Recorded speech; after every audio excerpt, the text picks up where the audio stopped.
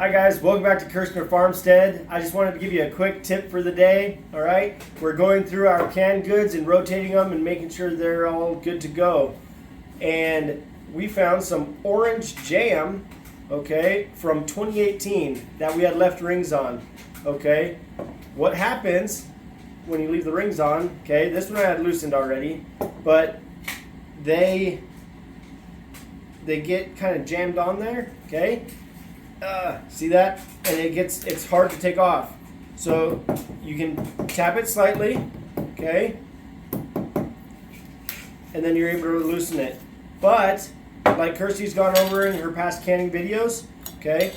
If that ring is on there and this decides to go bad, you run the risk of the jar exploding, okay? So make sure you're taking your rings off and make sure you're checking your canned goods. See how I'm able to pick that up by the lid?